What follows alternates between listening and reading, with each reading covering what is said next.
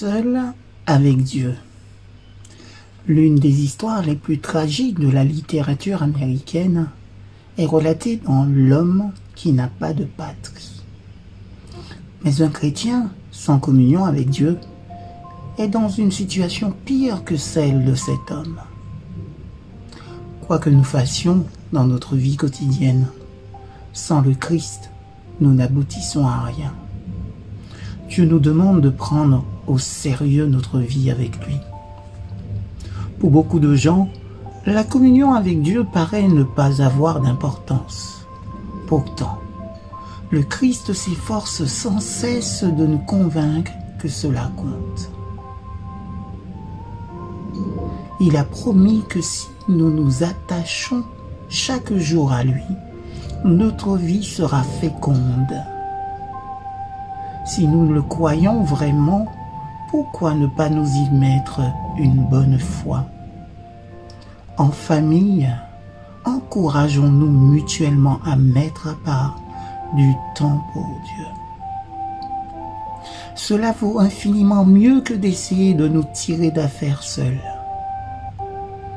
Mais direz-vous, cela ne me vient pas naturellement. Sachez alors que Dieu peut changer cet état de choses. Est-ce que pour nous, il est bien réel? Croyons-nous ce qu'il dit? Pourquoi serait-il si difficile de le rencontrer? Nous portons une étiquette de chrétien. Bien souvent, nous sommes seulement des chrétiens d'apparence. Nous nous laissons happer par une vie facile qui semble n'avoir pas besoin de Dieu. Cette course éperdue, ces remous, cette concurrence effrénée qui constitue la vie du monde, tout cela est bien futile. C'est l'histoire de trop de vies humaines. Dieu essaie constamment de nous atteindre pour nous faire économiser du temps et de l'énergie et pour nous épargner les échecs. Celui qui a trouvé la seule solution juste, c'est le chrétien qui laisse Dieu posséder sa vie et la diriger sur le chemin de la paix, de l'amour et du bonheur. Ce qui est intéressant, c'est que les gens qui font cela trouvent le moyen de corriger leurs erreurs plus rapidement et de faire leur travail plus vite.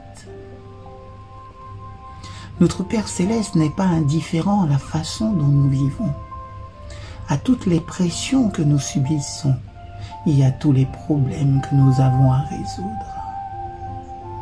Quelqu'un me disait qu'il avait trop à faire pour prendre le temps nécessaire à la piété personnelle. Sa position revient à dire ceci: Dieu compte vraiment très peu pour moi, je peux me débrouiller tout seul. Pourtant, notre vie fait partie du plan de Dieu. Laissons-le remplir notre vie de la façon qui lui semble la meilleure. Gardons les fenêtres de notre âme ouvertes à la lumière et à sa chaleur. Amen.